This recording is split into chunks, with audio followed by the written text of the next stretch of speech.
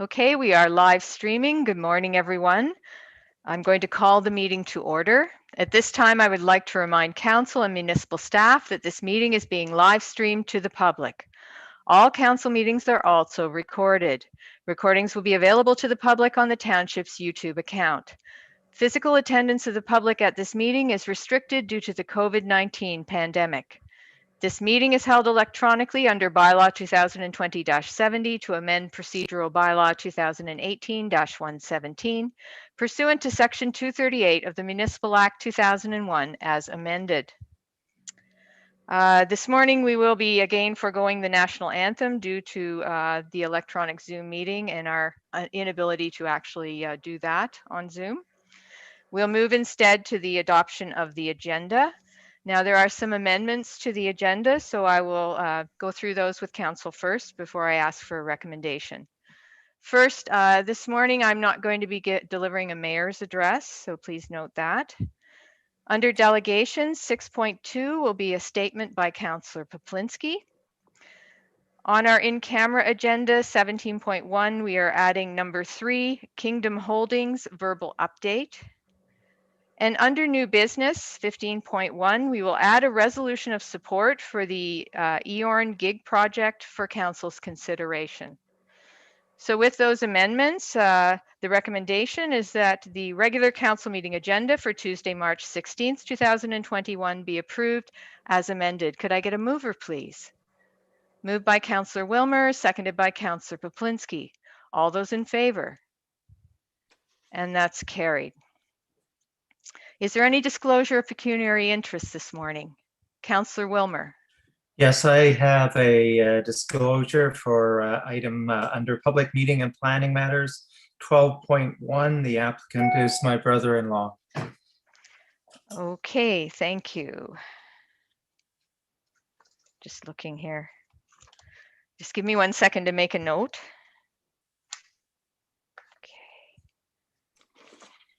If I may, Mayor Love, while you're writing your note, I will email you, Councillor Wilmer, the declaration sheet for you to fill out, please. Thank you. Okay. Just wanted to make a note so that I know that you'll be leaving the meeting for that or abstaining for that portion. All right. Is there any other disclosures? None here. Seen everyone? Okay. With that, then, as I said, I won't be doing a mayor's address this morning. We're going to move instead to our delegations and presentations. And this morning we have Pinchin with us, our environmental services company. And you're going to take us, gentlemen, through a series of light reading our annual reports for our various waste sites and transfer stations. Sounds like fun. So I'm going to turn it over to you. And just one question before we get going. Do you want to take questions as you go, or would you prefer the questions were held to the end?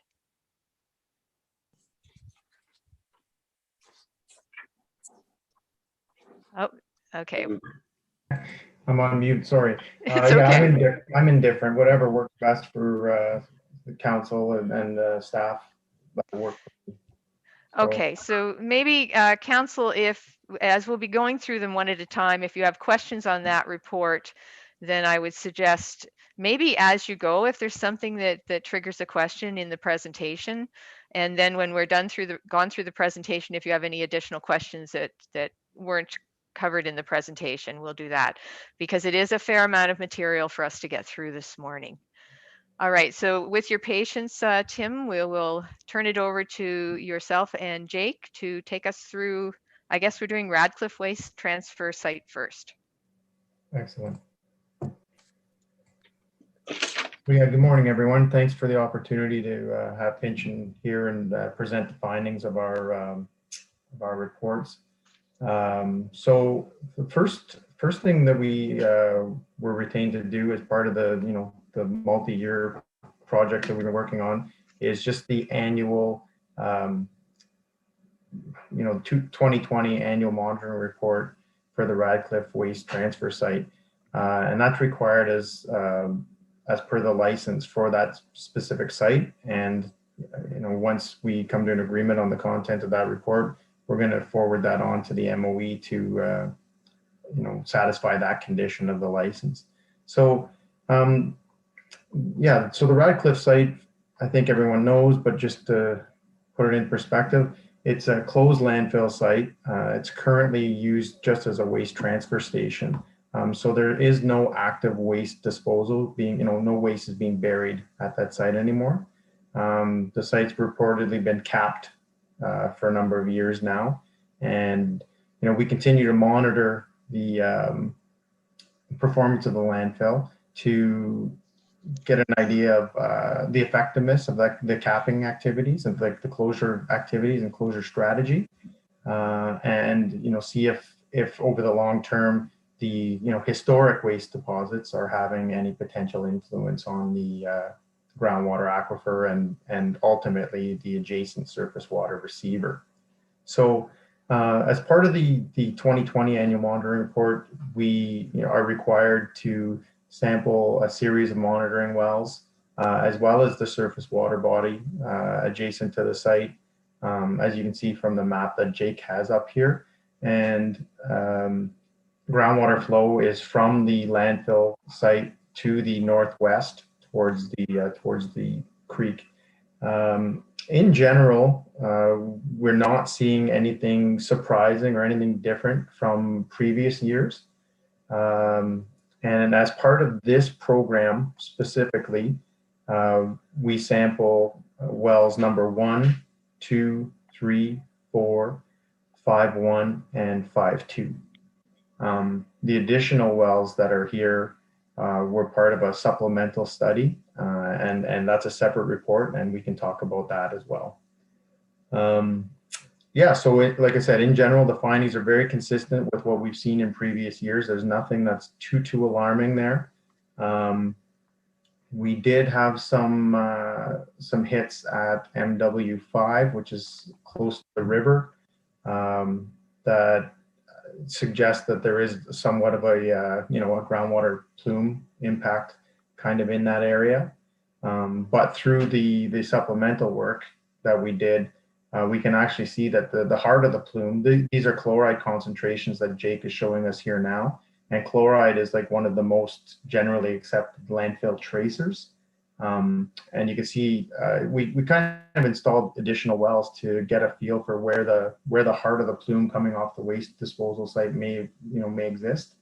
So we drilled wells in what we call like a picket fence type of scenario to get a feel for where that plume would be. And yeah, the heart of the plume seems to be through MW 720, which is good because it indicates the plume isn't really short circuiting to the river at MW 5. So, so like I said, although there is some impacts at MW 5, the heart of the plume seems to be at 7. And the other thing that's really interesting to note is at MW 8, the concentrations are lower than at MW 7. So that would almost suggest that the capping activities on the landfill that happened, 10 years ago are very effective, and they have somewhat reduced or eliminated the leachate generation and have essentially truncated the plume from. So over time now, as the plume continues to move through and naturally attenuate, which is how this site is designed. It's designed as a natural attenuation facility. It's designed and licensed, so sorry. Yeah, that plume will move off and eventually dissipate. Those numbers that I'm showing here, like a contour of 250, 250 for chloride is actually the drinking water standard. So it's while it looks like a big number, it's not a huge number. It's kind of in line with the drinking water standards. So personally, I'm pretty pleased with the performance of this site and the findings of the annual monitoring report, as well as the supplemental study that we did. So we kept these as two separate reports because right now the requirement under the license is just to sample wells 1 through 5. Wells 6, 7, and 8 aren't included in the license, so we kept those separate for now. The recommendations moving forward are that we include wells 6, 7, and 8 in the program going forward. And so that's one of the recommendations that we have in the annual monitoring report. And yeah, so other than that, there's no real big surprises here. The other thing, I guess, that's of concern is that MW5-2, the one that's really close to the river.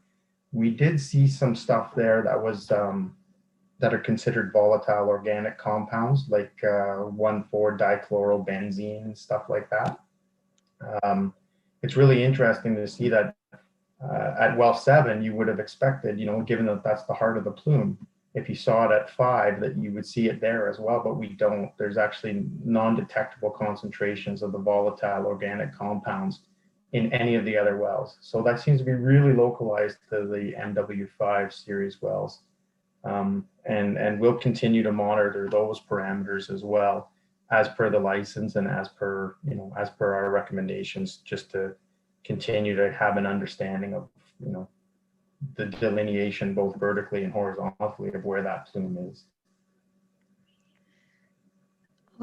Okay, Tim, did you want to take questions on Radcliffe at this point? Sure, yeah. Okay, does any member of council have any questions on the Radcliffe waste transfer site report? Councillor Wilmer? Yeah, just one, and it was just the wording in the report that I find interesting, and I'm just really wondering what you mean by it, considering it's been capped for quite a while. On the last sentence of page 43, and in your, I guess it's in this, yeah, anyway, page 43, it says it is not considered to be an immediate significant human health or environmental concern. I guess I'm concerned about not considered to be an immediate significant human health or environmental concern. What does that statement really mean? Yeah, so what we found is all of the parameters that fail or are elevated are all related to Ontario drinking water standards, but the parameters are all associated with limits that have been established for ease of treatment or ease of operation for a water treatment facility. Like, for example, if you had high iron, for example, we have high iron at MW2 and MW5. Iron isn't really a concern to most environments or to humans. And then the limit has been set at 0.3 because anything beyond 0.3 makes it really hard to treat the water if you were going to use it for drinking.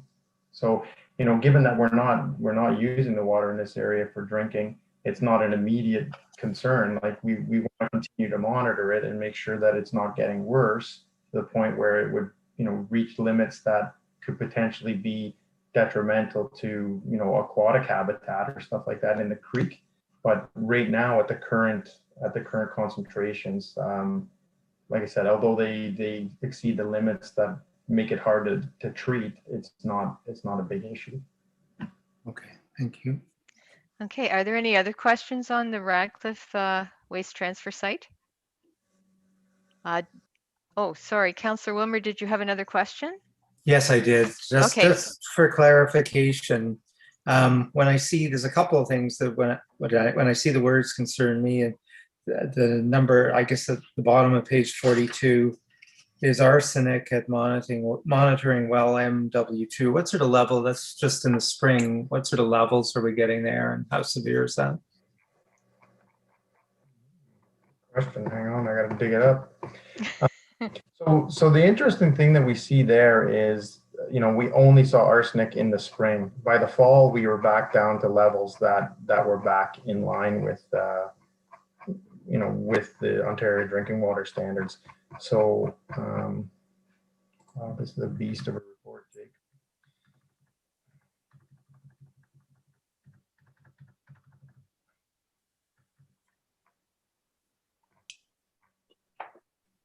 Just got to get down to the tables.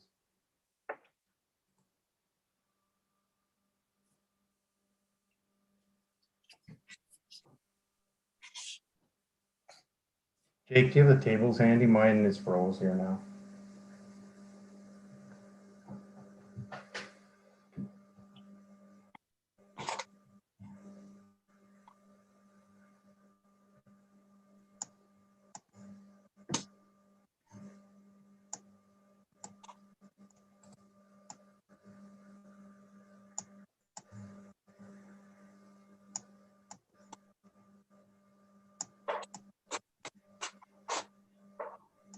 The joys of technology, eh? Oh, yeah.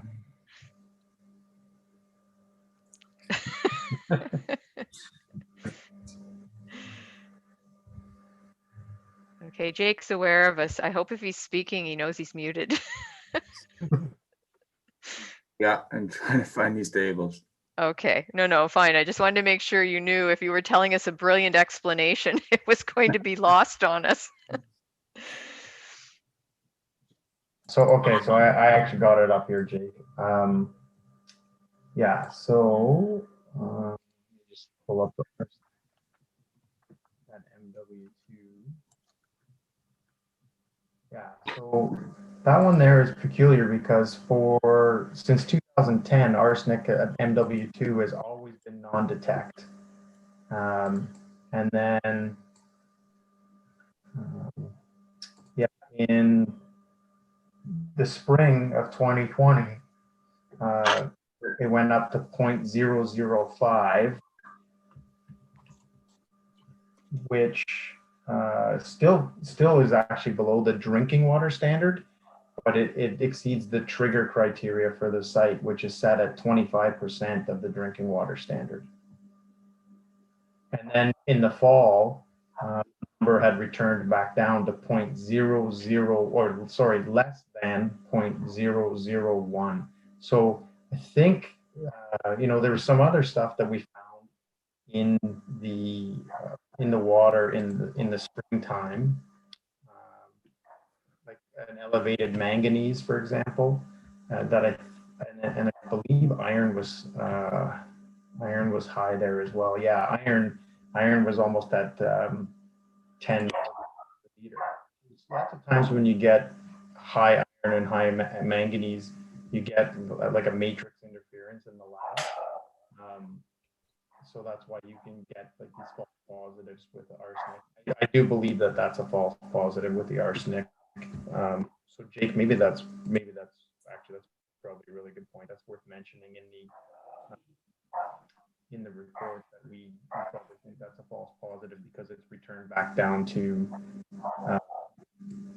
non-detect by the fall. Okay, Tim, your sound keeps going very low and then coming back. I don't know what's causing that. Probably because I'm so gentle.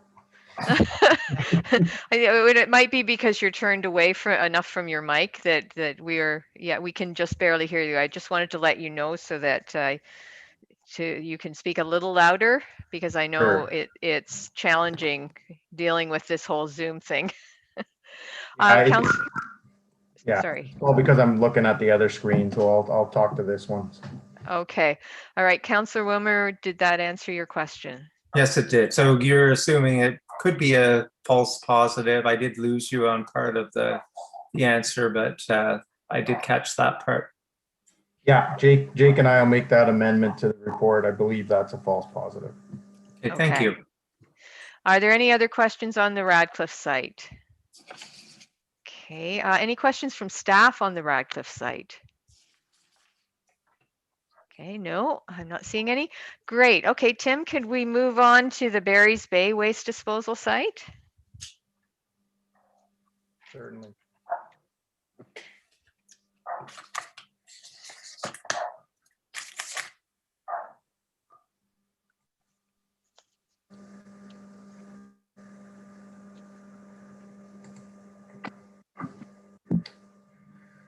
Okay.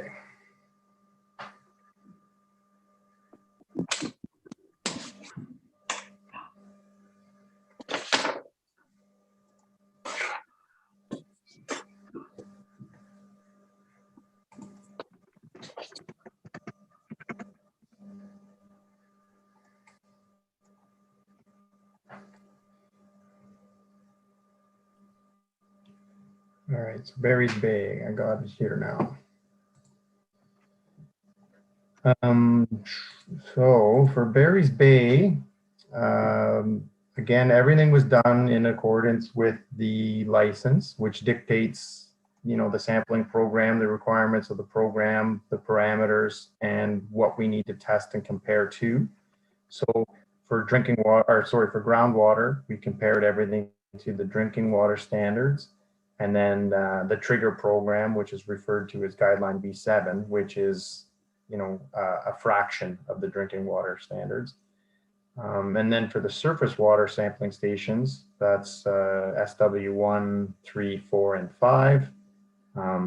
We continued to do that in the spring and summer. And we compared that to the provincial water quality objectives, as well as aquatic protection values, and as well as the Canadian water quality guidelines. So we have lots of different parameters that we compare this site to. Similar to the discussion with Radcliff, there's nothing new here that really jumps out at us. The only things that we see that exceed the drinking water standards at this site are iron and manganese, and alkalinity at stations B and G. So iron and manganese and alkalinity are not great indicator parameters for landfill performance. If we had exceedances of sulfate or TDS or chloride or boron, we would be more concerned with these impacts potentially being landfill derived. So then when we do the trigger criteria versus guideline B7, manganese and iron, like I said, that trigger criteria is set at only a fraction of the drinking water standard. So anything that failed the drinking water standard would also fail the trigger parameter. So yeah, we have manganese and iron exceedance of the trigger criteria at C, D, E, 2, and N. And we also have total dissolved solids at L and N, which are way up in the north. So those don't seem to be related to the landfill. As far as the surface water, we have iron exceedances at stations 1, 3, 4, and 5. That seem to vary a little bit. I mean, they fail at all stations in the summer event, and they also fail in the spring event at station 5. And then iron also fails the aquatic protection values for station 1 and 5. So we, based on the review of the groundwater and surface water monitoring program, we do not believe that there's any significant landfill related impacts currently occurring at the site. And we believe that everything is naturally attenuating prior to the property lines. The elevated iron and manganese that we're seeing there are related to naturally occurring conditions within the shallow aquifer. As far as recommendations, we are suggesting that we continue the annual summer monitoring event. And we're going to continue with the same list of parameters that's requested as per the license. We would suggest that we drop the volatile organic compounds. We've never seen any detectable limits. Like, these parameters continually come back at less than the laboratory detection limits. And that particular scan costs about $75 a sample. So it would be nice, it's not providing any information that's useful to this site. So that would be something that we would like to go to the MECP and ask if we could take that out of the program, just to save the municipality some money. And then surface water stations, again, we would continue to do those during spring and summer events for the same list of parameters. And then other changes we want to make to the program that aren't really that significant. currently we do methane readings in all the monitoring wells. We consistently get zeros at all of the monitoring wells for the methane readings, so we would like to discontinue that. That's usually done at active landfill sites, especially large landfill sites. The landfill gas regulation actually has a limit. Like if you have landfills that are greater than 500,000 cubic meters, you trigger certain requirements with respect to landfill gas. So we're nowhere near that size. So that's another thing that we'd like to take that out. It's not a huge cost, but it is something that our crew has to bring a specialized piece of equipment out, and it's just an extra step that we don't believe is providing any good data for you guys. And then we want to change the inspection frequency to be semi-annual, so that we can have somebody twice a year take a look at the former capped area, make sure the vegetative cover is still in good shape and that sort of thing. If we can change that to twice a year, maybe we could have that coincide with the spring and summer monitoring programs, and that would eliminate some of the additional trips that you would have to make to the site. Other than that, I think that's the findings for Barry's Bay. Okay, great. Thank you, Tim. Council, do you have any questions on the Barry's Bay site? Councillor Wilmer. One just on the wording, and it's on page 32, and to do with the surface water sampling. And you say that considering the database completed thus far, it is Pynchon's opinion that sampling should continue in 2021 before the adequacy of the monitoring program can be fully evaluated. So does that mean that after 2021 you'll have completed that, or what are you really saying there? Yeah, I think once we have that, Jake and I have been doing this. I think we've been doing these sites for almost 5 years now. So if we do spring and summer event for 5 years, I feel that we have a statistically valid database, and because of the consistency and you guys maintaining the same we've actually utilized the same field path to go to the site every time. And just with that level of consistency and confidence in data, I think we can again go back to the MOE potentially next year and start to maybe tease out some of these surface water monitoring stations. If we can't get them all removed from the program, maybe we can at least maybe we can talk to them about how, because right now we only sample the groundwater once a year. So maybe we do the groundwater or the surface water once a year, and we can eliminate one of the field efforts, or we can reduce the number of samples, or we could change up the parameter list so that there's less of a cost. Okay, thank you. That's good news. Yeah, thanks. Tim, in reference to that, you're really actually, from what you said, you're seeing in the surface water sampling that the levels of things that you're detecting are coming right in the actual water itself. Like it doesn't appear to be anything to do with the landfill. Like they're coming from the upstream sample. Yes, as correct. well as every other sample. So I can see your point about not finding the surface water sampling particularly insightful or providing any additional information. Yes, correct. Okay, are there any other questions on the Barry's Bay site from council? Okay, questions from staff. Hillary, I think you have a question. Through you, Chair, to Tim. If we're going to drop, is it in the annual reports where we're asking to drop the volatile compound monitoring and semi-annual inspections?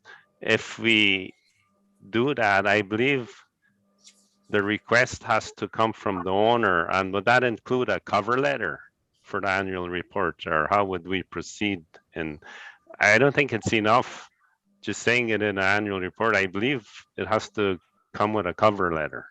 Am I correct, Tim? Yeah, correct.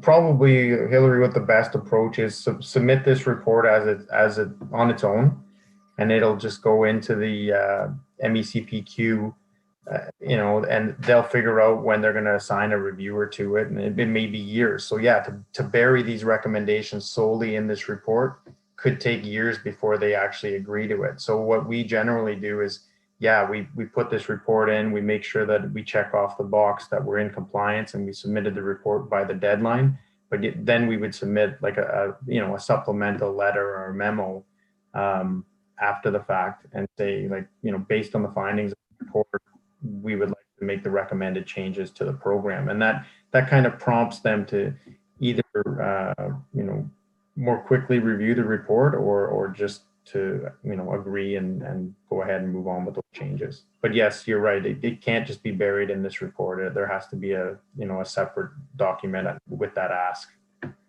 Thank you. Tim, can I ask you a question on that then? Yes. Last year, I believe we did submit some letters and make some requests for certain changes in the monitoring programs. I don't know if we heard anything back. As you said, it could be years before these are reviewed. If we're submitting letters again this year, should we reiterate our position on everything we've asked for since there's been a review, so that it's coming as, here's the letter, here's everything that's been asked for, and hopefully if this year we are lucky enough to have a review, they will not miss things that have been asked for before. Yeah, that wouldn't hurt for sure. If we submit another letter, we can even reference, last year's letters and say, oh, by the way, because we didn't hear back from you, we continued to do the program per the license. And, even this year's data again proves that we're not getting anything useful. So let's move towards modifying the program. I think that's important because they may only decide to review this year's, and if there was something we asked for last year and we don't restate that in the letter, it may be overlooked. And I know there were things that were asked for last year. Yeah. Okay. Not to defend them. I mean, it's been a difficult year for everybody, but yeah, these are typically things that seem to slide if you don't really ask them. I know some of the other sites Jake and I are on. We ask for the same thing year after year before we finally get some movement on it. So. Okay, I'm just asking that if we're sending those letters this year, let's make sure we've got everything we've asked for to date that hasn't been ruled on, in order to ensure they have one letter that says it all. Yeah, agreed. Okay. And then just further to that, I know in some of these reports, you may be recommending that we do something additional.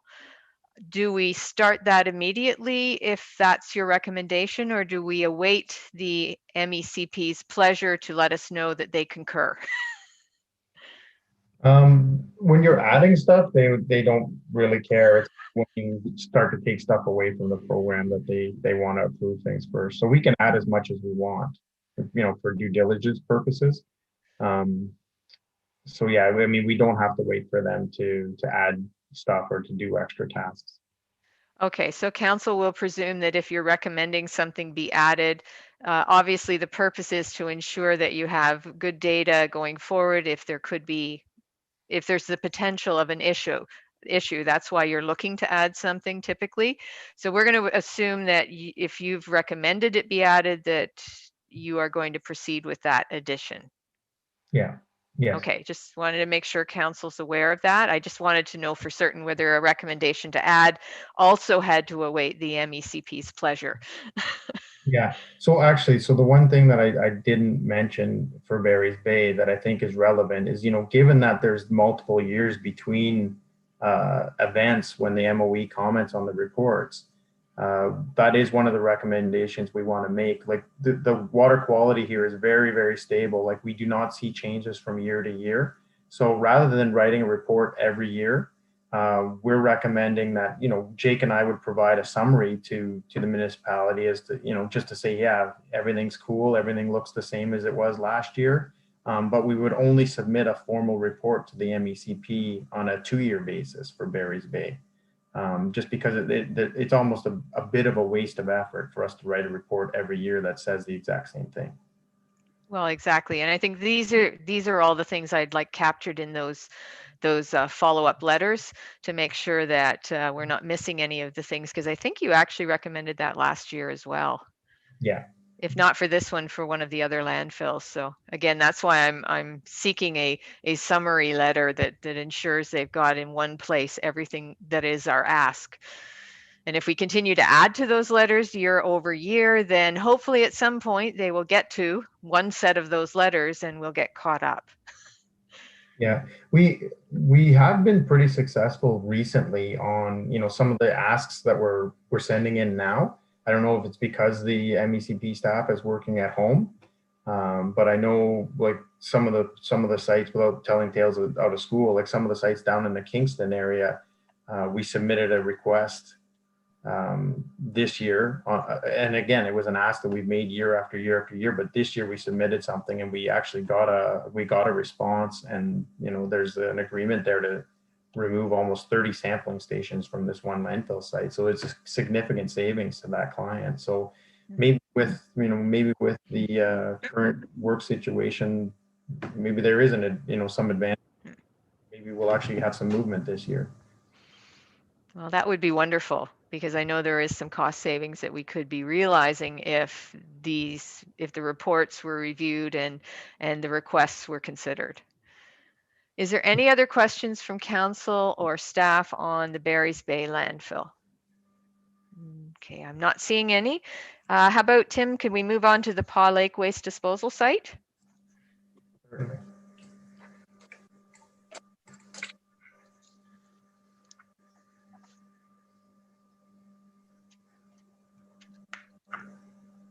So, yeah, so for this one here, again, it's a closed site. So we're not seeing any real big significant changes here. We did do a drone survey, you know, recently on this site to confirm the closure status. So that's what the groundwater, or sorry, the superficial contours that Jake is showing here. Based on, you know, based on the fact that this is a closed site and has no, you know, additional waste given to it in the last couple of years. Again, we're seeing very consistent water quality. I know Hillary and staff have, you know, paid particular attention to this site with cap inspections and stuff like that, just to make sure that there's no breaches in the cap. And that, you know, by ensuring the cap's in good shape and keeping a close eye on it, like I said, we continue to see, you know, consistent water quality, if not some improvements. So yeah, on this particular site, we have hardness that exceeds the drinking water standards for all wells. And then we have manganese that exceeds for a number of the wells as well. Wells 6 and 11 also exceed for iron. And then we have alkalinity that it's actually below the specified Ontario drinking water range at 2, 6, 10, and 11. So those low alkalinity numbers are usually indicative of recently recharged waters, and it's not, you know, not something that we assume is related to the landfill. And then in the summer events, we had some low pH values that are associated with 3B, 6, 10, and 11. And again, those are probably related to, you know, dry conditions associated with the summer as opposed to landfill derived effects.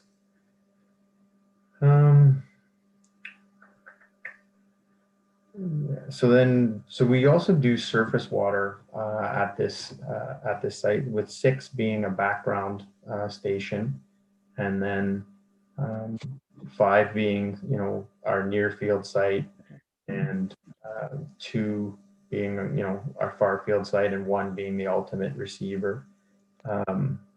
1, we had some exceedances for total phosphorus, iron, and phenols. 2, we had pH, total phosphorus, phenols, and iron.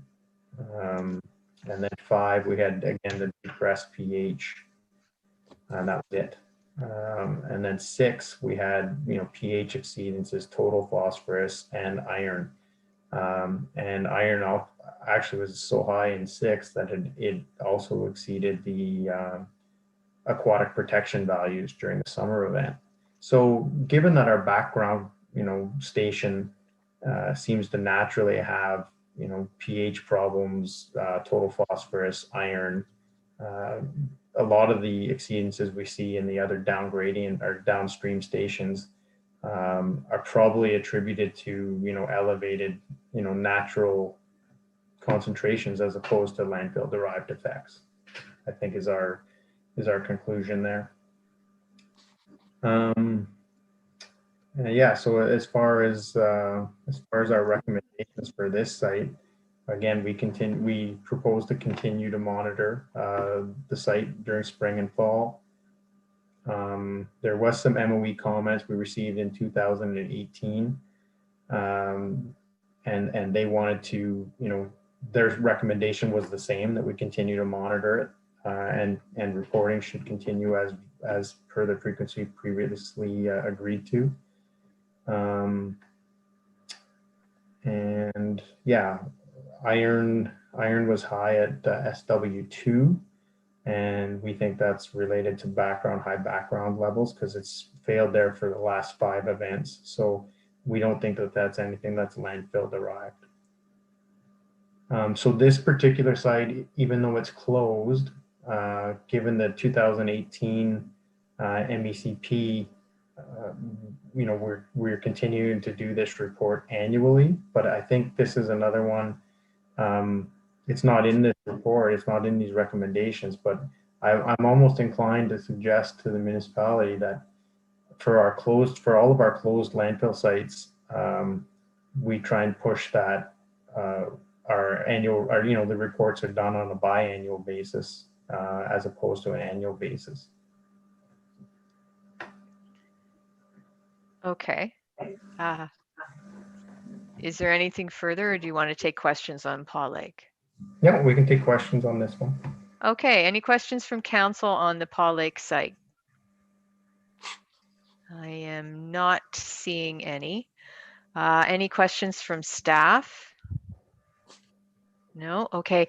Perhaps just because I know there are certainly people who live up near this Paw Lake site who are very interested in the activity and what we're doing with this site as we proceed to final closure. Hillary, I'll put you on the spot and just ask, I know in budget discussions you did mention the work you want to complete here this year. Could you possibly just restate that in case there are members of the public watching and they have a specific interest in the Paw Lake site? Okay, through you, Chair. Recently, within the last 2 years, we conducted some capping with ditching material off of Pulaski Road. And the drone exercise we had through pension, they identified on the west end and east end, it doesn't meet the ECA 3-to-1 slope. Okay, so then we tried to contact MOE to see if this would be acceptable, and they said no, you have to change the ECA. So we conducted more material. We had more material brought in. Now we have to, on the west side, if you can point to that with your little thingy, yeah, and a little bit up right there, yeah, you can see right there. It isn't 3-to-1 slope, so we had more material brought in, and on the other side, on the east side, yeah, right in there, we have to take it right to a 3-to-1 slope. We have material on site, so that's what we're going to do once spring break and everything melts and dries up nicely. We're going to engage a bulldozer and 3-to-1 slope the east and the west end. We have a lot of material there, and I did contact Paw Lake, the president of the Paw Lake Cottage Association. I told them just to see if you see something, that's what we're trying to achieve there. He said, okay, good idea. Thank you for telling me. So there's a whole bunch of material on site there, and that's our goal. Okay, and Hillary, this year, are we proceeding to do the whatever the final contours would be and vegetation and seeding, or is that for, are you planning that for a subsequent year? No, it's going to be one shot deal. We graded in 3-to-1. I get pension on board to check it. If it meets the requirements of the closure plan through the ECA, we submit it to MOE that the final capping has been conducted. Okay, thank you so much. I just wanted to make sure if anyone's watching, especially from that area, that they are aware of what the plan is going forward, and that you're working on getting this final sloping and cover done so that this landfill will be officially closed and capped. Sorry for that little diversion, gentlemen, but I just, as I say, I'm very aware there are people who want to know this information, so I wanted to make sure we got it out there. Any further questions on the Paw Lake site? I'm not seeing any. And our next one is the Wilno transfer station site. So could we move to that one? Yes.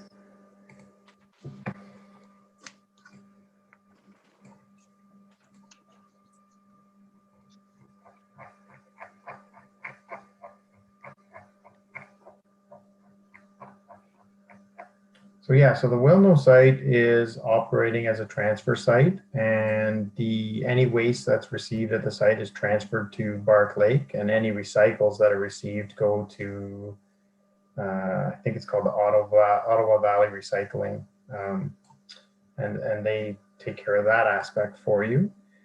So as far as the groundwater monitoring goes at this site, as you can see from Jake's picture here, there's quite a number of wells that are on this site, and several of them have been installed as A and B series, which represent a shallow and deep well at the same location. So we can get a feel for, whether or not the plume is stratified or it's, present at depth. So yeah, this site is one of the sites where we only sample once a year. Sampling occurs during the summer. And again, we compare everything to drinking water standards, so it's pretty conservative. And then to even make it more conservative, we follow the guideline B7 criteria at this site as well,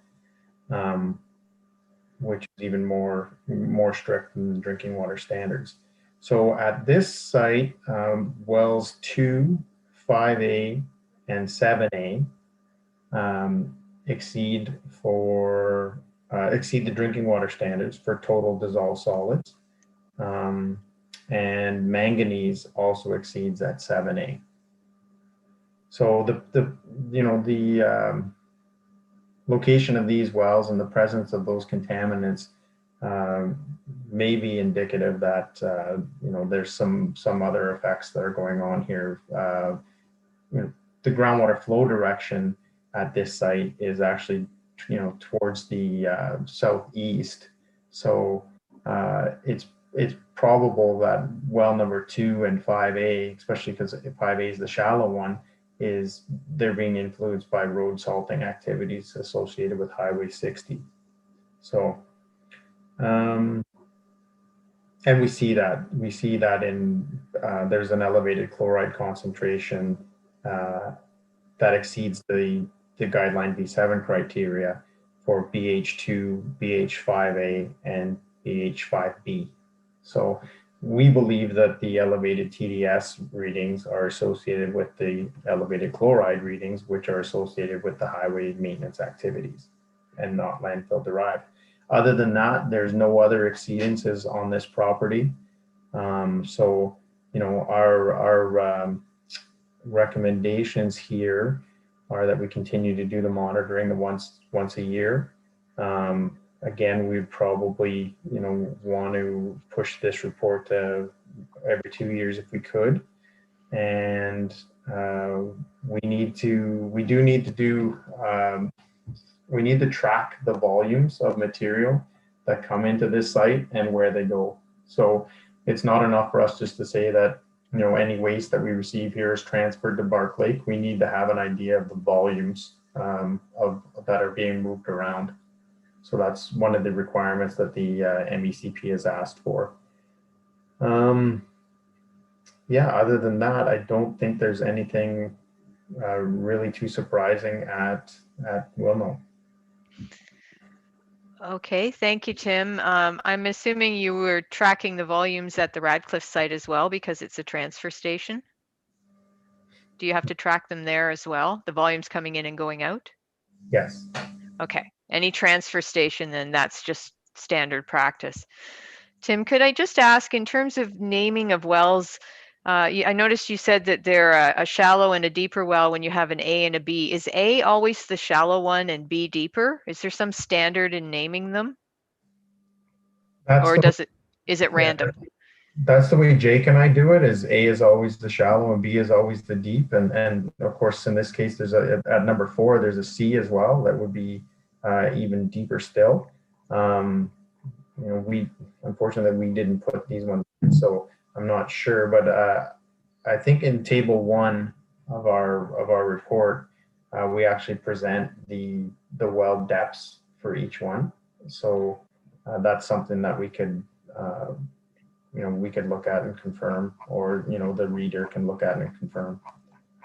Okay, it just is easier for us as lay people if we knew that when you're talking about 2 wells together, if you're referring to A, if we can assume that's the one that's the shallow one. But if that's not necessarily the case, that's fine.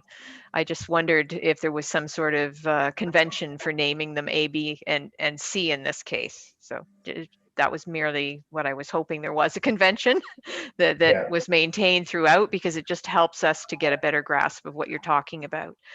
Are there any questions from council on the Wilno site? Okay, I'm not seeing any. Any questions from staff on the Wilno site? No? Okay. Well, fantastic. We'll move on to the big site. Let's go to Bark Lake.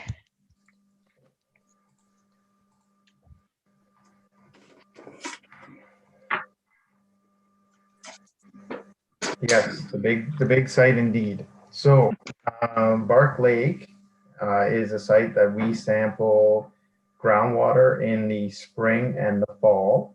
In addition to that, there is also a midsummer surface water round, and we do surface water in the spring and the fall as well. So in total, Pinchin is on this site 3 times a year to do either groundwater or you know, groundwater and surface water sampling.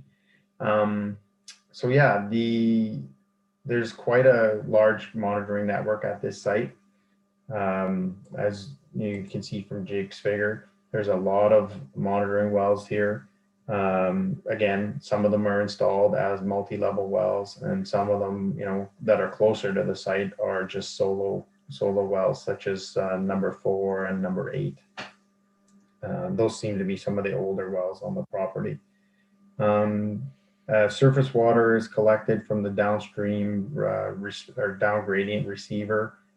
So there's 4 surface water stations that are currently part of the program. That's 1, 2, 3, and 4. In general, the groundwater levels at the site are, you know, within 10 meters of surface or 30 feet. And we actually have groundwater elevations at 11A. Jake, can you flash up where 11A is? Yeah, over in this area, that are you know, 5 centimeters below surface. And then at 915, which is in the south corner, yeah, 915, the water, you know, water depths in that area are, you know, around 8 meters to 9 meters in the fall. So in general, the water flow is from the east of the, you know, of the landfill site down towards the creek. So one of the things that makes this site a little bit complicated to interpret, again, is the presence of the highway. So in general, you know, we see landfill impacts associated with the waste disposal activities, and you know, the water quality seems to attenuate and gets a little bit better. And then we get to the highway and we see things, you know, spike up again. And so we have to be really careful in our interpretation, you know, that we separate out what's truly landfill derived versus what's potentially associated with, you know, road salting activities. So chloride is a big landfill tracer, and it's one of the ones that we use, you know, it's like I said it before, it's an industry accepted standard for, you know, evaluating performance of landfill sites. But unfortunately, chloride is also another big, you know, component of road salting activities. So sometimes we have to look at other, you know, potential tracers such as boron or sulfate or barium, that sort of thing, to get a feel for what is actually happening at the site. So at this site, because the monitoring network is so large, we do have a large number of exceedances. You know, we have drinking water exceedances for barium and TDS, as well as alkalinity and TDS at wells 3A and 3B. And those are just off the toe of the landfill site, so that's not surprising. We have alkalinity, low alkalinity at borehole 2, so that's not indicative of landfill derived effects. As well, we have low alkalinity at borehole 12, which I think is just a bit further north of that, Jake. No, maybe not.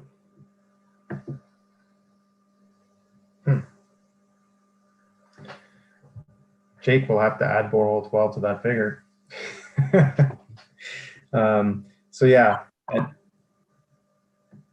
and then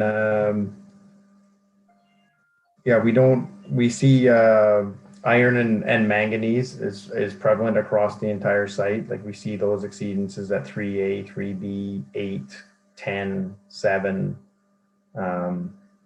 9, 14, 4, 6, et cetera, et cetera. So again, it's one of those cases where iron and manganese are not a good indicator of landfill performance.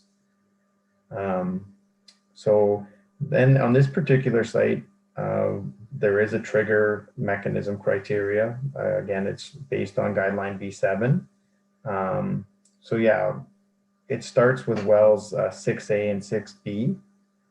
And in those wells, we see exceedances of iron, manganese, total dissolved solids, barium, sodium, and aluminum. And then we also see iron, chloride, manganese, sodium, and TDS at the deeper well in that location. 13A, we see TDS and manganese only. 13B, we have fall exceedances of arsenic, nitrate, manganese, sulfate, and TDS.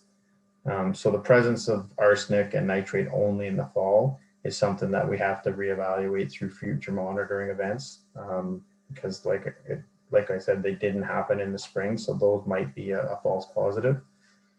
1416A and 1416B, we have sodium hits there, barium, chloride, manganese, and TDS, and the presence of sodium at those locations, as well as chloride and TDS, suggests that it might be associated with the landfill or the road salting activities as opposed to the landfill.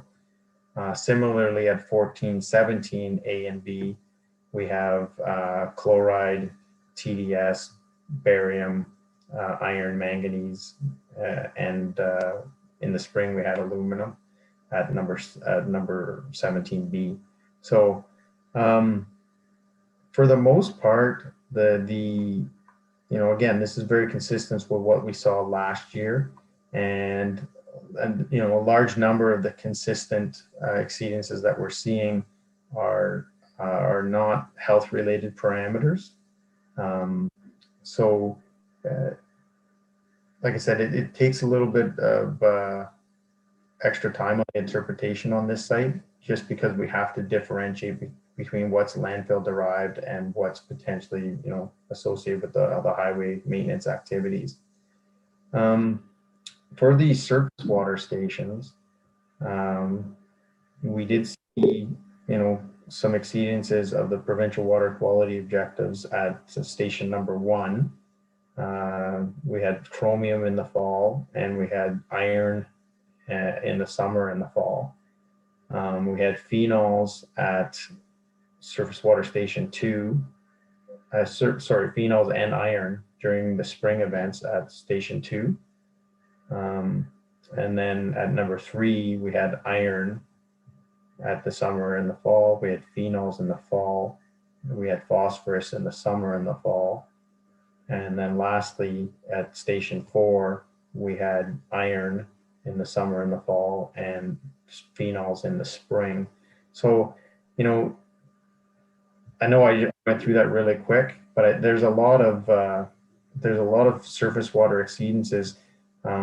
You'll have iron exceed at one station in the spring, and then you'll have it exceed at a different station in the summer and the fall, but not in the spring. So I think a lot of the surface water exceedances here that we're seeing are based on, seasonal effects and not solely related to landfill. I mean, we're going to have to continue to monitor this site.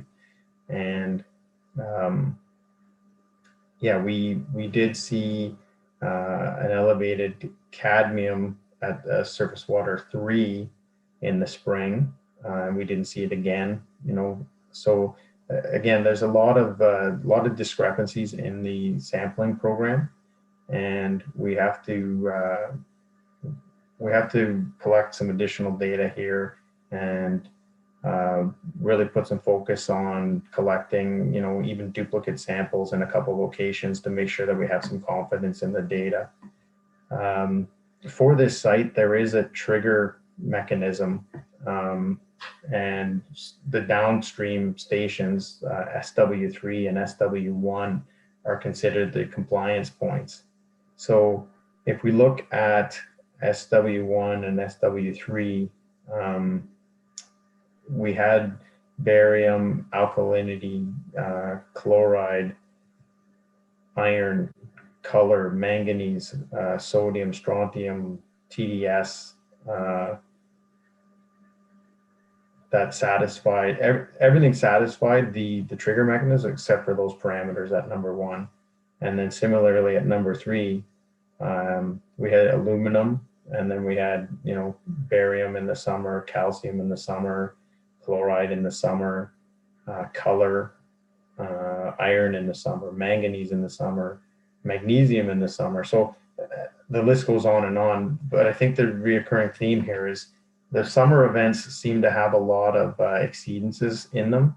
And right now we have to determine whether or not that's a seasonal effect because there's low flow and maybe we have some stagnant ponded water in that feature, and that's what we're collecting. Or is it, actually an impact of the landfill on the base flow of the creek during the time of the year when the flow is really low, and there's a potential that the groundwater impacts would have the biggest impacts on there. So that's something that we need to spend some time looking at in the next year or so. But in general, we've complied with the requirements of the monitoring program. And again, because we're only seeing it during the summer event, by the time we get to the fall, everything's back in order. So it's not, it's not something that's totally alarming, but it is something that's going to require some attention.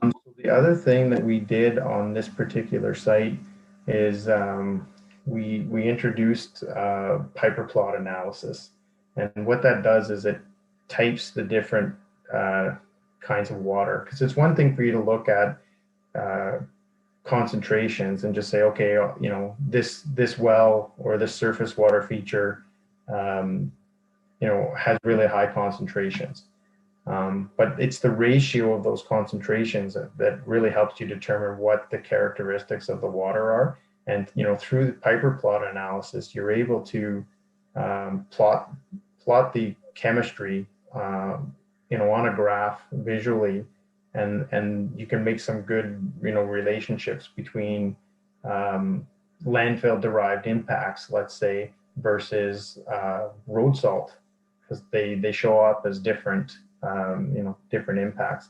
So we introduced the Piper plot analysis, and that's something that we added. Oh, thanks, Jake. So from this, you can see like different wells plot in different areas of the analysis. So the triangle on the bottom left is your major cations, and the triangle on your bottom right is your major anions. So we plot the ratios of the major anions and the major cations on those two bottom triangles, and then you superimpose them onto the top triangle. So you can see like 6B, for example, which is close to the landfill, that's the purple X. So it you know, is over there all by itself, and is probably, you know, indicative of like landfill related effects, or it could be road salting effects. And then you look at the green X, which is 1416A, I believe it is, or B rather, and it plots itself over in that area as well. So that, you know, that may suggest that those two wells are, you know, they're similar to each other. So they may be related to road salting activities as opposed to the other wells that are closer to the landfill site and would be related to landfill activities. So this is something new that we've introduced, and we'll probably continue this this type of analysis. It's common that the MECP would ask for this type of thing anyways. So we're going to continue with this, stay ahead of the curve, so that, you know, if they ever did ask for it, we already have it done. So let me just see here with respect to recommendations on this particular site. I think we wanted to continue with the monitoring program pretty much status quo.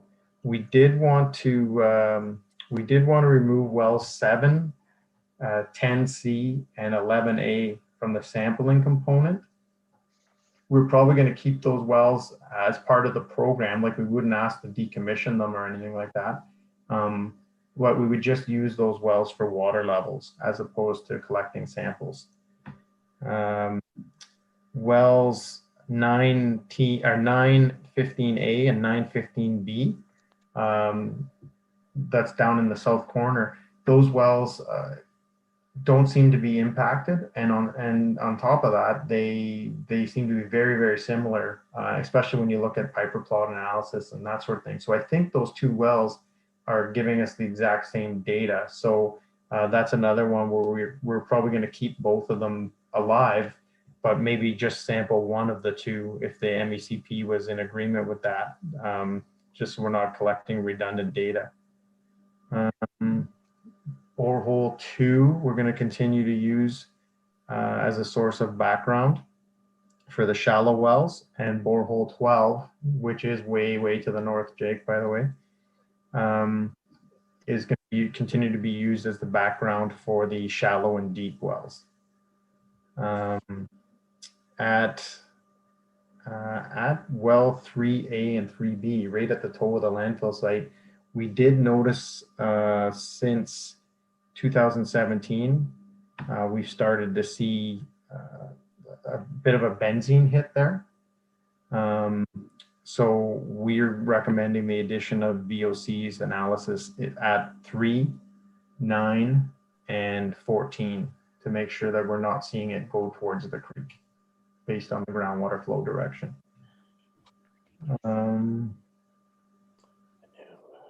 As far as surface water, we're fine with, you know, the spring, summer, fall, given that, you know, some of the discrepancies that we've seen in the program, and we're going to continue all 4 stations. We, again, similar to the other comment on our other sites, we would like to discontinue monitoring methane gas. at this station. There's nothing around us here to suggest that we need to continue that. Monitoring wells 14A and 14B, because even though they're wells, and typically we compare them to groundwater standards, we're also going to compare 14A and B to surface water standards because they're so close to the creek. And then we're going to do some trend graphing on nitrate and barium for future monitoring reports at stations, monitoring wells 6, 14, 16, and 14, 17, just so that we get a better feel for what the plume is doing in these downgradient areas close to the creeks. Future reports should include ISO concentration contours for chloride. So similar to the drawing that Jake showed you guys for Radcliff at the beginning of our discussion, where he had the chloride concentrations, that gave us a really good visual interpretation of where the landfill effects are. We would like to introduce that for subsequent years to this site. So we'll do the groundwater chloride concentrations and do a plot for this site as well. And that would be in an effort to differentiate landfill derived effects from road salting effects and that sort of thing. And we do that in combination with our Piper plot analysis. So this one here, this is a great example, Madam Mayor, for a site that we're not being directed by the MECP to enhance the program, but we want to stay ahead of the curve and do some due diligence level interpretation and analysis to make sure that there's nothing negative that's happening at this site, especially since this is your current and active operating landfill, and we don't want the municipality to get into a situation where operations are hindered here and limit the use of the asset. So Okay, Tim, thank you. And we certainly appreciate the fact that we need to stay ahead of things with this particular site because it is our landfill. It is hopefully going to be our landfill for another 20 years. And if there are things that we may need to operationally do differently in order to ensure that we're not having an impact on the environment, obviously we need a heads up on those things. So I certainly appreciate what you're recommending. Are there any questions from council on the Bark Lake landfill site? Councillor Poplinski. Yes, thanks, Mary Bob. My question actually is to Tim, and it's I'm quite interested in seeing this new graph, the two diamonds, and of course the one diamond and the two triangular graphs. And could we use that as well with respect to the other sites? And perhaps that is the plan, but I was just wondering if, because of the situation with the chloride and the sodium and the road salt that we're experiencing at Radcliff, but also at the Wilno site, is that something that we would be using? yeah, I think in the supplemental Radcliff report, we did do the Piper plot analysis. Jake, is that correct? Yeah, we did do that for sure in the Radcliff study. Yeah. So this is a quite a useful tool, and we're gonna start to add these in to programs where we see that there's value. They certainly would be a good tool as well while we're trying to have the discussion with the MECP about monitoring or modifying programs. They may help justify why we think we can get go to a reduced program, especially when we have those discussions about what's road salt or road salt derived versus landfill derived. So yeah, this is definitely something that we could look at adding to a number of the sites. Excellent, thank you. Okay, Tim, is what was it called? Piper plotting analysis. Is it an expensive process to do it? Is that why it isn't just something you do automatically?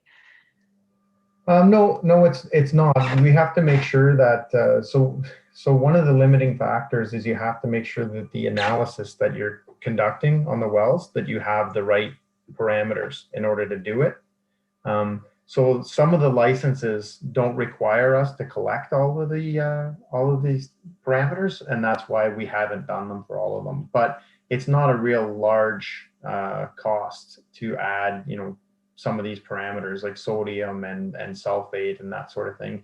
Usually Jake can add those to our existing scans for, it's about $5 a parameter. So we would have to look at which ones are missing for specific sites and potentially add those.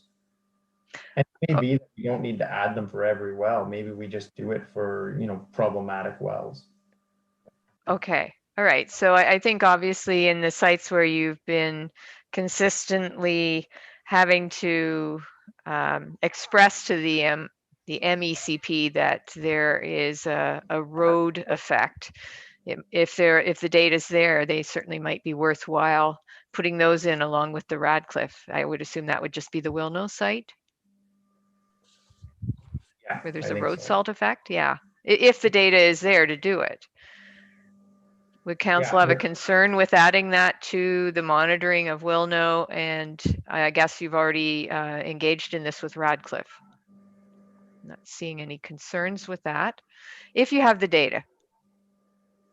Yeah, if not, we'll touch base with Hillary and let them know what we would need to add to get it done, and let them know how much of a cost it would be.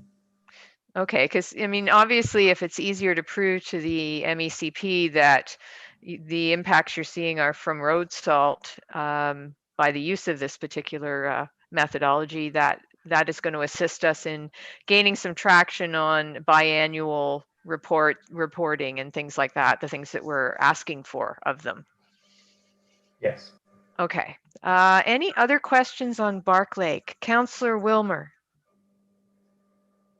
Yeah, just a couple. On page 51 at the bottom of the second chart, there's just a little note at the bottom saying it's important to note that both of the health-related exceedances reported at BH13B during the fall 2020 monitoring event are interpreted as anomalous based on a review of historic range of these. What are those? What is that? Yeah, that's the arsenic and the nitrate that we see in the fall for BH13. Okay, all right. And then secondly, just and you touched on this one, and it was the on page 54, the appearance of benzene at nested wells BH3A and B. Is that something, by increasing or doing whatever we're doing, what are we going to find from it, or what does that allow us to achieve from doing that testing? It's similar to the proactive approach we took with Radcliff. We saw, similarly, we saw VOCs in number 5 there, and we, that one there, we had to drill more wells and kind of get a feel for what the extent of those particular impacts are. So on this site here, we have lots and lots of wells, so we don't need to drill anything additional, but it would be good to get a feel for, if those benzene impacts from 2017 are still persistent, and where they potentially are, and do they reach the creek, because that would be something that could potentially trigger supplemental action through the MECP. So that would be, if you did get that information, you may have to take some remedial action. Is that correct? Correct, yes. Okay. And then just my last question is a general one, but I guess when I look at page 52, we're exceeding criteria in many ways. When we exceed it, I mean, exceeding is a very vague term. In any of those cases, when we exceed, are we exceeding in a sort of critical way, or are they all sort of consistently, we're exceeding, but there's nothing really out there that's really a problem? Okay, so that's related to that list of. Yeah, I'm looking at the page 52. Like we're saying, chromium, fall, iron, summer. I mean, I guess just the word exceeds. I'm looking at overall. Is there anything really that is of critical significance, or is all just various exceedances? Yeah, Jake and I can look at that and see, I think that's that may be a valid point, because to just read this on its own, now that I'm having a second look at it, you're right. It looks like there's quite a big list here, but if the limit was 0.3 and we're at 0.31, yeah, it's an exceedance, but it's a marginal exceedance, and maybe we need to, speak to that about the level of the exceedance.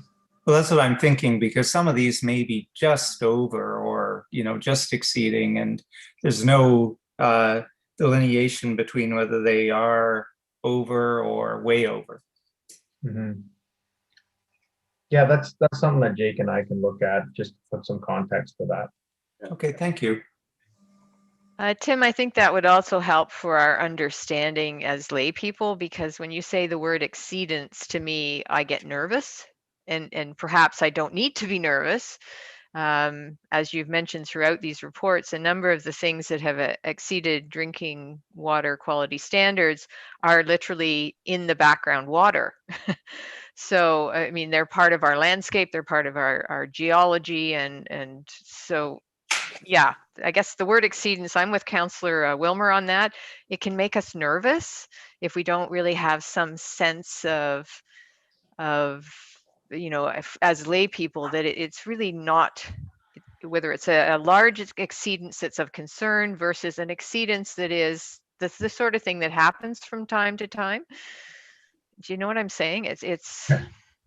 It's challenging for us. You guys are probably looking at it and going, that's nothing, but you said that word to us. So it gives us an unease that perhaps we shouldn't need to have. So maybe some qualifying words are necessary even for us when we read it. Yeah. So for example, like surface water station 2, it has an iron exceedance in the summer and a phenol exceedance in the spring. But the iron, like I said, the iron limit is 0.3, and our summer exceedance is 0.31. So it fairly exceeds. And similarly, phenols, the limit is 0.001, and the hit that we got is 0.002. So they are very, very marginal exceedances at some of these locations, and yeah, I think we can put some context to it. Okay, well, and isn't surface water 2 in this particular case the background? It is, yeah. But yeah. So that was just for example, though. No, I'm just saying though, but what that, I guess, speaking to us lay people, that means that's already there before your landfill. It's Right. in the water already, right? And I think, that's, I guess, also important for us to recognize that if it's already there in the water, yeah, if you found it at surface water 2, you might have actually also found it at 3, and even possibly at 4, and at, where's 1? Yeah, at 1, because it's all flowing that way. Yeah. Okay. Yeah. Okay. We'll put some context to that for sure. Okay. It just, I think going forward too, I know these reports are written for the MECP, but as lay people, we're reading them, and maybe that's just something it might help us to feel more confident that really this isn't a major issue. And if there is one and you use the word exceedance, then we're going to know. Right? You're going to identify that. Yeah. Okay, any other questions? No, I can't remember. Am I doing council? Any other questions from council? Not seeing any. Any questions from staff? I saw Sue, your hand was up. Yes, Tim or Jake, I'm not sure who to address it to, and Hillary may have already asked this question. It's more an information item, not so much about the report itself. We've received inquiries of potential upcoming demolitions asking for information on proper disposal of construction debris that may have asbestos, if they do a report and it identifies a small level or not. Can I ask that you provide our operations manager with more information, including proper disposal and what record keeping is required? I recognize there's a location and a process where that's disposed of within the Paw Lake Site, but I'm just wondering about having that information at hand. We have some new staff as well that would benefit from this information. So I was just wanting to throw it out there so I don't lose sight of it. Yeah, no, that's simple enough. I mean, we would just have to, I would just have to confirm, and make sure that the site is allowed to take it, and that should be in your license. And then, yeah, there's a specific way in which it has to be, managed and disposed of. And really, we could identify it in our figure set so that, in the future, like Hillary said, we're going back to Paw Lake now and shaping wastes and making sure that we have, 3-to-1 slopes. Well, if we bury asbestos in the landfill site, which is, where it ends up a lot of the times, we have to make sure that Hillary, in 3 years from now, isn't going back and reshaping that and digging it all up. So yeah, it'd be good if we had that on a drawing somewhere that indicates that this is our, asbestos management area. Thank you. In general, we just did a house demolition for a municipality. They ended up taking it on back taxes, and then it caught on fire and they tore it down, and we disposed of it at their landfill site. That one there, you have to bury it by a minimum of 4 feet. And then you have to stay away from the water table. And there's, we have a lot of freeboard before we get to the water table at this particular site. So I don't think that'll be an issue. But yeah, definitely Jake and I can go through the asbestos requirements for this.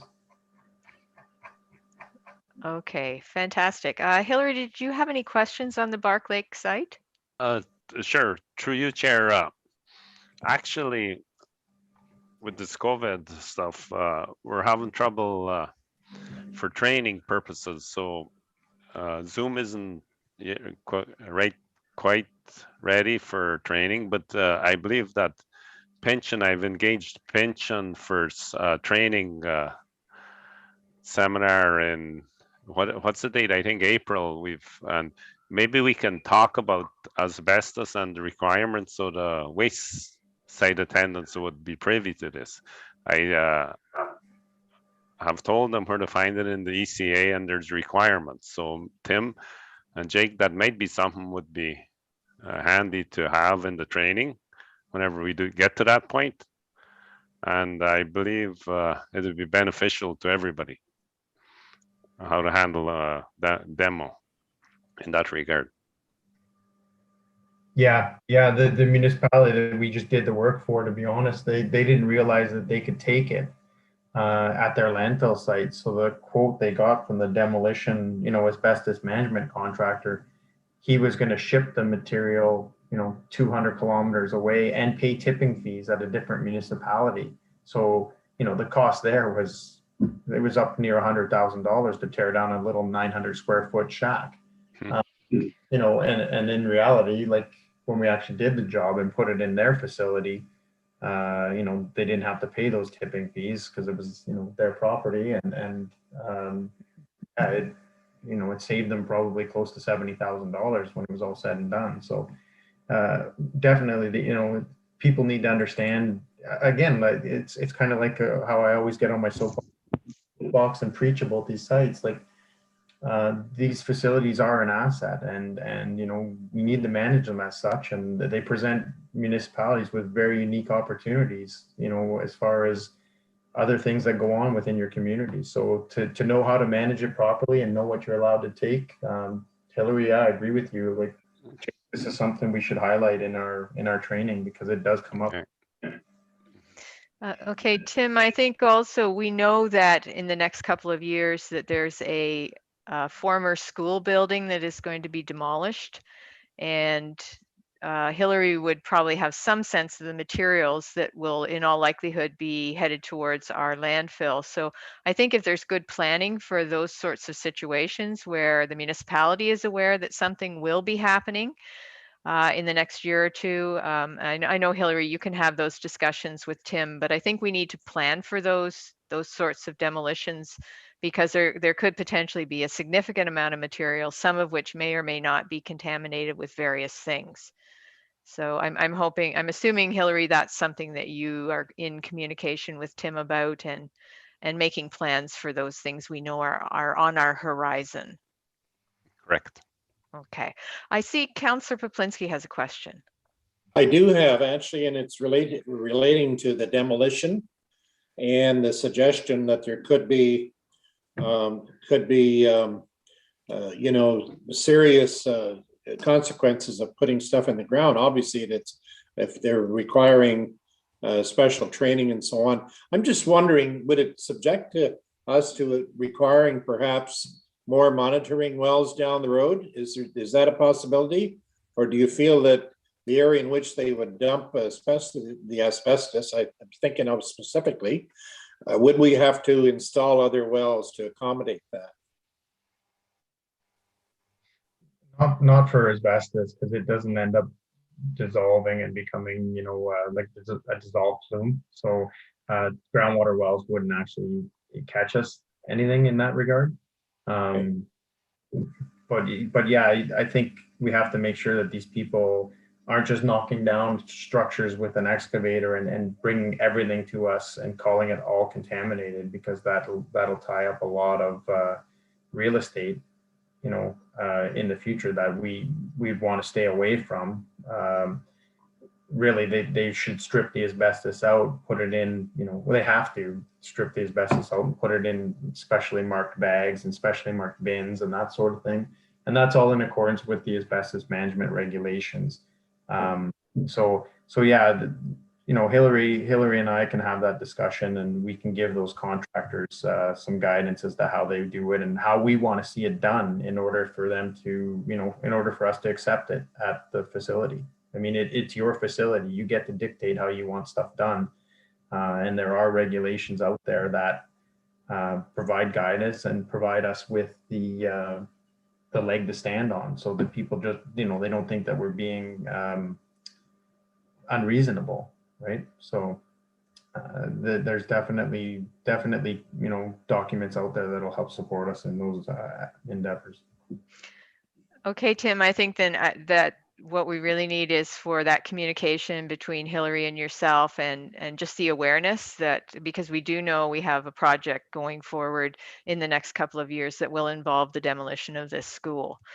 So, you know, I think we just need to be ready for it, and part of your planning for where to put garbage now may be affected by that plan for the future. So I'll leave it to Hillary to have that conversation, and you guys can work that out.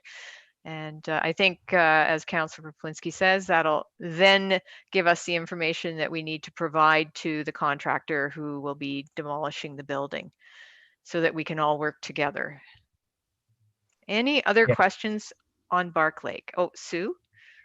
A question just to further add that we include the building department in that discussion as well. Yes. Yes, absolutely, because they are in charge of overseeing that. All right, any other questions on Bark Lake? I'm not seeing any from staff or council. So you've got us through all of our various sites. I see you have a 2020 landfill closure and post-closure care liability estimates for us. I do. Just one last thing on Bark Lake, just for everybody. So conditions 511 through 516 of the ECA actually are specific to asbestos and asbestos management. Okay. So, but again, I won't leave you with that, Hillary. We can double back on that and go through on you know, how to make sure that this is getting done.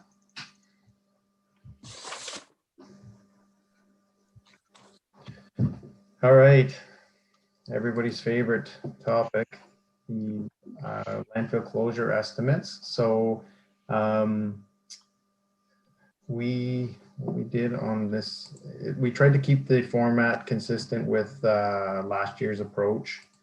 And in general, what we have here is, you know, there's some changes in liability. For Will-No, I think Will-No, the assumption was we were going to be done sampling by this year, and I think, you know, given what we've seen and the fact that we haven't got MECP concurrence, like, we have to continue monitoring. So So that one there, we have a cost in there to continue on with monitoring. Paw Lake, we've dropped the liability assessment by $10,000, and that's pretty much because we were, the site is closed and we're moving towards like final closure where we don't need to sample anymore and that sort of thing. So as we, approach that final closure, we get to chop years of monitoring off of it. So the difference we see there, the minus $10,000, is essentially the cost for sampling and reporting for this year, for the year that just went by that we completed. Similarly for Radcliff and Barry's Bay, we've reduced those liability estimates by $8,000 and $6,000 respectively, because again, we're just knocking off years off of the monitoring program. Bark Lake actually increased, the liability actually increased by $36,000. And the reason for that is because Bark Lake is an active site. And so what Jake's got up on the screen for us right now, you can see that some of the, so because this is an active site, as things change with respect to inflation, deflation rates, numbers will change.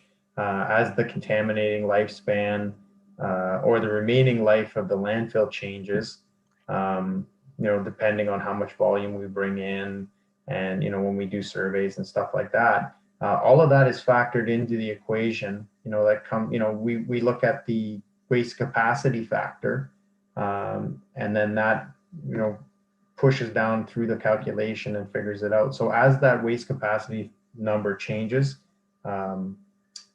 we have changes in our liability number. In addition to that, Jake, if you could flash up to the 25,000 in the contingency. It's one more line up. There you go. Yeah, so that again is based on the volume that's in the landfill site. In addition to that, that number changes. The 112.6 over 100.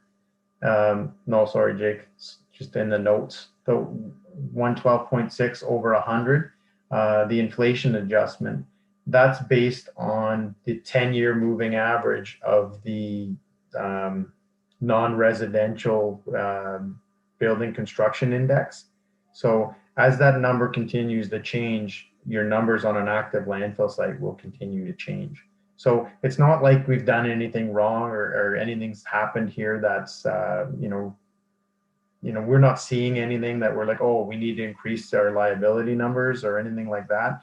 It's just a factor of the fact that we're continue to operate this site, and there's volume inputs that go into the calculations that are changing the number on us. So, and that number should actually continue as we approach closure, because at the year of closure, you have to have the money set aside to do the closure activities, such as the clay capping, the bulldozing, the hydroseeding, and that sort of thing. So the way that this formula works is, as you approach that closure year, you eventually bank more and more money so that when you get to the closure year, you have the money in the reserves to do the actual closure activities. And then you start to chew away at the rest of it through your post-closure monitoring efforts.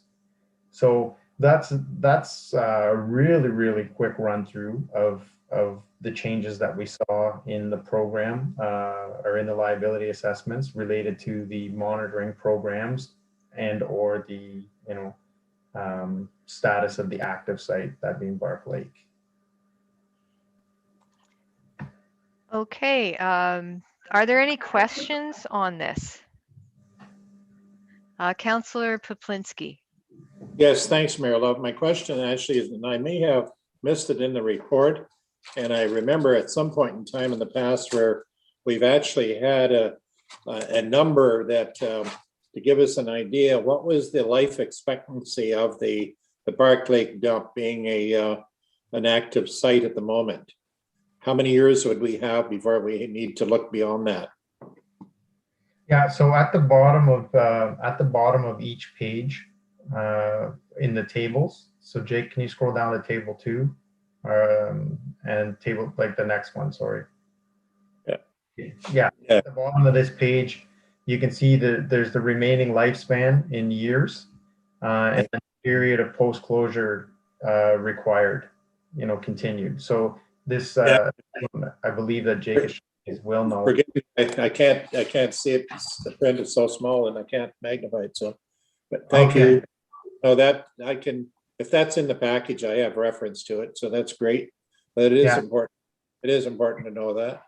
Yeah, absolutely. And it does factor into the numbers when we start to do the calculations for net present value and that sort of thing. Yes. That's all derived on, how many years left do we have of sampling and how many years left do we have active disposal. So yeah, so for Bark Lake, we're still estimating that we have 46 years left of disposal activities. And then following that, we have the 25 years of post-closure involving, the make sure the cap's still in good condition, and the, sampling of the monitoring wells as per the existing program. So if the MOE were to come in and say that they don't like the program and they want to make it bigger, that could drive the cost up. But hopefully that would be offset by the fact that we're trying to, drive the cost down on some of our closed facilities. Yes. Thank you, Tim. Yeah. Okay, Tim, I know that Hillary had, in some of his numbers of what was going into Bark Lake this year, he expressed to me, I don't know if he's still on, that he felt there was about a 25% increase in the amount of garbage coming into the landfill that's being landfilled. So obviously, we don't have any data to prove that that's because there are more people in our community due to people being here from, as a result of COVID. But clearly that would be something that you would be monitoring the numbers that Hillary provides you of the amount of waste coming in, because that could obviously have an impact on the number of years we're going to get out of this landfill. I would assume that would be something that would be watched fairly closely to see that this is an aberration and not the norm. Yeah, so the issue that we have currently, we get like vehicle counts, right, and bag counts and that sort of thing. So, if the landfill attendant were to say, okay, today I received 30 truckloads of material, or 30 pickup trucks worth of material, and 2 utility trailers, like it doesn't really give us a good idea of how much waste is in that. Like, what if there was only 2 garbage bags in a pickup truck versus 10, or you know what I mean? So it's not a real good count. So the drone survey that we did in 2019, provides us a really, really good tool and a good benchmark. So if we were to, if there are concerns about the amount of waste that's going in there and you feel that it's significantly increased, based on truck counts and that sort of thing, what we would recommend is you do an additional drone survey, and we compare 2 surveys and figure out what the actual volume of waste that we received is. And in 2019, we assumed that the waste, like the fill rates at the Bark Lake, was about 2,800 cubic meters a year. So yeah, if we find out that that's increased by 25%, that is going to reduce the projected lifespan of the landfill site. So instead of being 46 years, we might be down to 35 years. So and again, that'll have implications on when we need to move to closure and how quickly we need to build those reserves. So it will drive the numbers up. We would recommend that municipalities that don't have a scale system conduct, topographic surveys of at least the active portion of their waste disposal site, like if not every year, then like at the most every 3rd year. Okay. Well, so I think we're hoping that post-COVID, this is going to sort of settle back down, this sense that Hillary has. And Hillary, I'm sorry to speak out of turn, but I know you had mentioned that to me that you had a sense that your spidey senses were tingling, that there seemed to be about 25% more this year coming into our landfill than was an average year. So I guess we'll have to just keep an eye to that, Tim. Hillary, did you just want to mention? Yes, through you, Chair. Absolutely. I see something. My spidey senses have been tingling since, I don't know if it's COVID related, but where I really see it is on the C&D, the construction demolition site. I've never seen anything like this, like the amounts. So it is going only into one place, and that's the Paw Lake waste site. So I believe, yeah, bag counts are one thing. A topo graphical survey drone is the only way to actually forecast how much is going in there. So I will be speaking with you guys shortly, and maybe the fall we'll do another drone survey. I believe we did it fall last time, so we could probably mark it as the same date, maybe 2 years later, and then we get a sense of where we're going and how much lifespan we have. Would Yeah. that be? Yeah, no, I think that's a great idea. Like it was done in November of 2019. So if we did it that November 2021, that'd give us a nice two-year window, and would give us an average of a COVID year. You know, I guess they would both be COVID years. So yeah, it might be a little bit high, but you know, it would be a conservative estimate anyways. And again, we could do it in a couple more years, and then what we could do is kind of do a running average and figure out, you know, what the volumes are for subsequent calculations. What we could do too, Hillary, is if we're going to have the drone crew come to town to do this, we could also have them do an as-built for you on Paw Lake, you know, to make that we meet the 3-to-1 slopes and the reshaping on that one. So I wouldn't, you know, if we could, rather than have them make just a special trip for this, there might be some cost savings. We can get a couple boxes checked off. You read my mind. That's scary. Watch it, Tim. You're going to have spidey senses too at some point. Yeah, it's a gift. It is. I see Councillor Wilmer.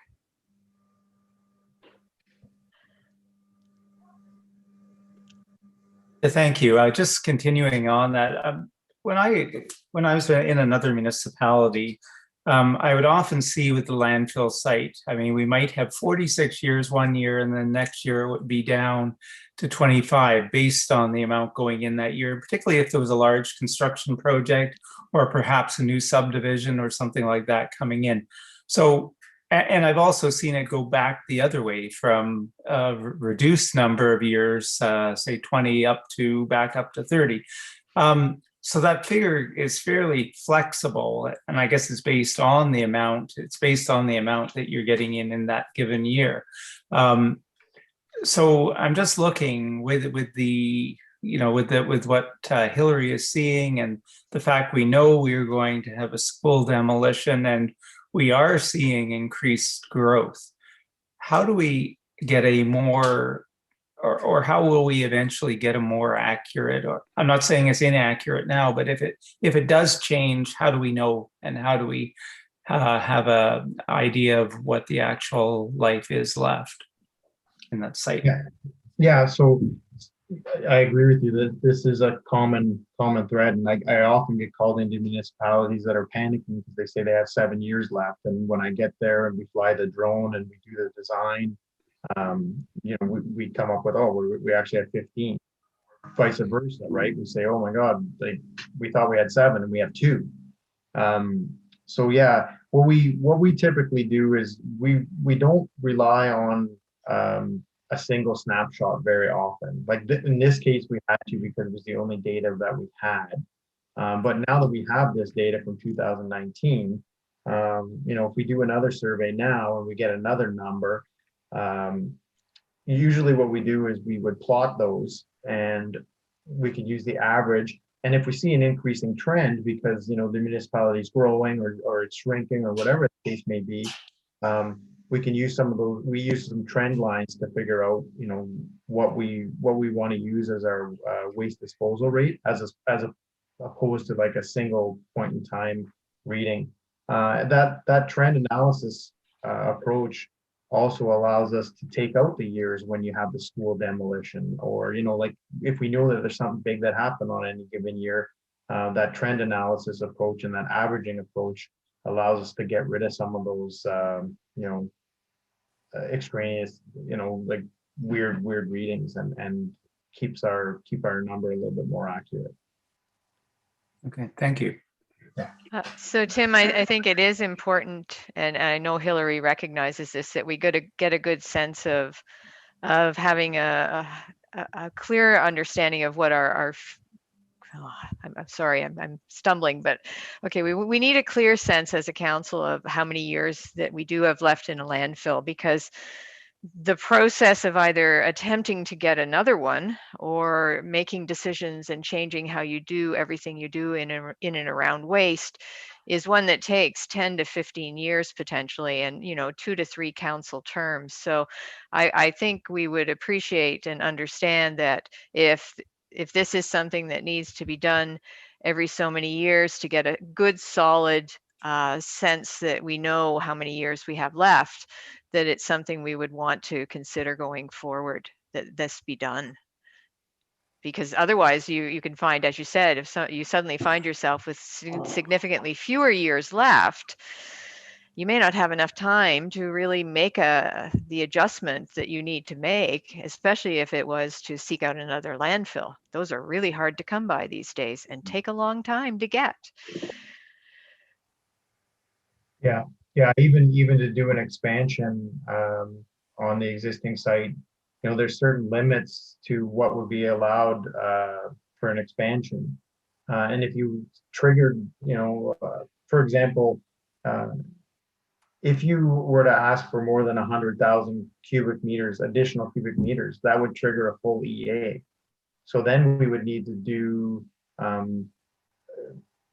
baseline studies for dust, for noise, for fish, for flora and fauna. And again, like depending on when those types of contracts were issued, if you said, yeah, we want to do an EA, and we went to the MECP and said, this is our proposed terms of reference for our EA, and by the time they approve it, you know, now it's December, let's say. Well, you can't go collect fish in December. You can't collect flora and fauna in December. You can't do breeding bird surveys. So, you know, you have to wait till the following season. And if you don't collect the data there, or if there's some problem with your study, you can't go back out and get it. You have to wait till the next year. So yeah, those types of EA processes and getting landfills approved or even expansions approved is a very difficult process. Not impossible, but it's something that costs a lot of money and it takes a lot of time. I think our last one was 15 years in the making. So, you know, I think that's why understanding exactly what's going in there, how much life it has left to offer the municipality is very important. Councillor Poplinski. Yes, thanks, Mary Love. Yeah, the very reason I asked the question about lifespan is because it can change over time. What we've seen, and a great source of the information I think will be very helpful moving forward, are the statistics from our own building department. And when I looked at the changes from new construction to renovations, suggest right away that that's the trend where we're going. We're seeing it with people coming up, buying cottages, renovating, and so on. And I think that's going to increase. So I think the building department's already, their information is very helpful. And I think as we move forward, there will be other ways of tracking it as well with the actual amount going into the site itself.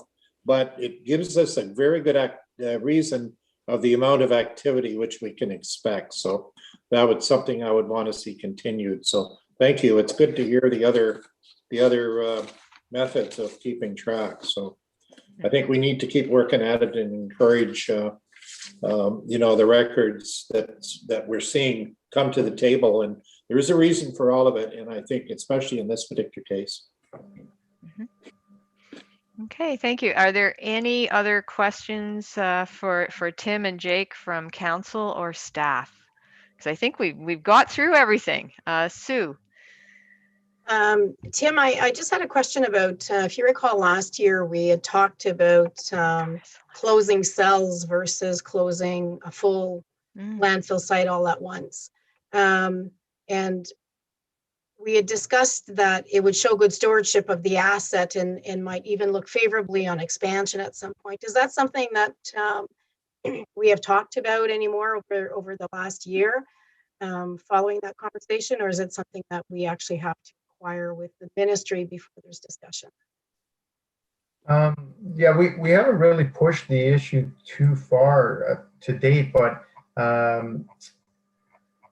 like to the unknowing eye, let's say, it would look like Hillary's just going willy-nilly at Bark Lake. But if you'll notice, on figure 5 of the Bark Lake site, in 2017, 18, 19, and 20, we've identified where he's focused in the landfill efforts. And there is a method to his madness. Like, he's trying to fill that back corner in and achieve, the final grades that we can get there. And then once he achieves those final grades, we're in a position where we can do the progressive closure capping. And yeah, definitely there's a real advantage to doing that type of approach, because then we can put a cap on those, and it reduces the surface area for rainfall to fall on the waste and infiltrate and generate leachate as it moves.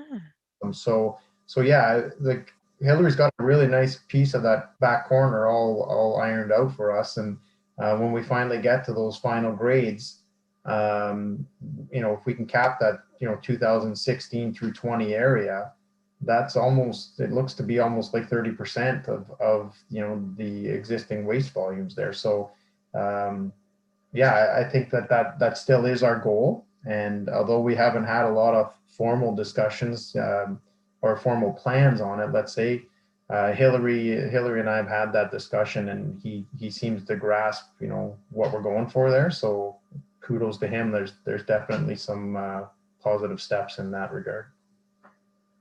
Thank you. Yeah. Tim, that's good to know. Possibly progressive closure by completing the profiles is a way also, as you just mentioned, that we could assist with dealing with any possible leachates by getting things capped and closed as we're completing those contours. Yeah, absolutely. Okay, that's a good point. Is there anything else? Okay, I'm not seeing anything else. I'm wondering, Sue, do we need a resolution to accept all of these reports? Do we have? Yes, we do have a resolution, yes. Okay, how about then, could you read it? Because I don't have it. I can. That council has reviewed and accepted the draft 2020 annual monitoring reports, file 202412, for the Radcliff Waste Transfer Site, Barry's Bay Waste Disposal Site, Paw Lake Waste Disposal Site, Wilno Waste Transfer Site, and the Bark Lake Waste Disposal Site, including the 2020 landfill closure and post-closure care liability estimates as presented. Okay, could I get a mover, please? Oh, wait, Hillary, you can't move it.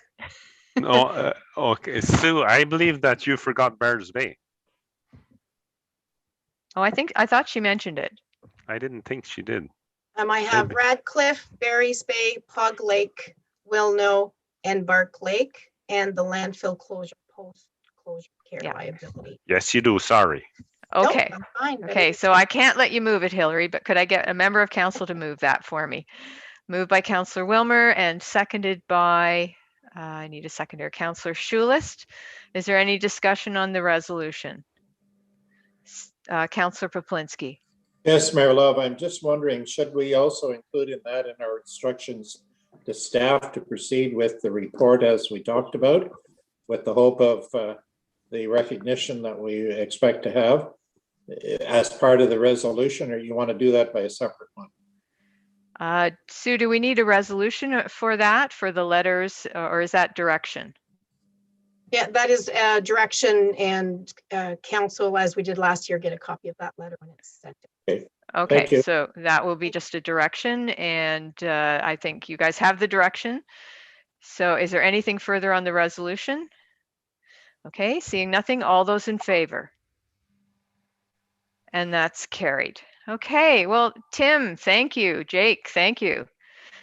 It was a long morning, but certainly very worthwhile. I really appreciate you being here and answering our questions and bringing some clarity to, you know, what for you guys is living and breathing, and but for us is information that every year we have to wrap our heads around and try to understand as lay people. So thank you for coming. Thank you for taking all our questions and really bringing that clarity to council. I think that there's a great job being done here, and we really appreciate all the work. Thank you very much. And thanks for the opportunity to showcase our work. I appreciate that. Thank you. Okay. Pleasure. Thanks, guys. Yes, you. thank you. All right. Okay. All right, take care. Bye now. Okay, and thank you, staff. I know you're busy. All right.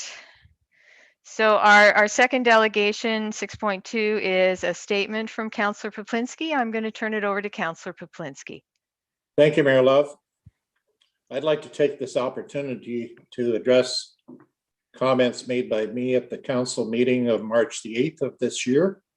During the meeting, I used language which was considered unparliamentary and improper under our Code of Conduct and Procedural Bylaw, and I wish to apologize for doing so. I realize that this was unacceptable, and I apologize to the mayor, to the council members, and to the public at large. I realize, I want to reassure the taxpayers of the township that I will continue to fight to make sure that their hard-earned tax dollars are properly spent. Thank you. Thank you, Councillor Poplinski. I appreciate that you recognize that an apology was needed and that you have offered a sincere apology.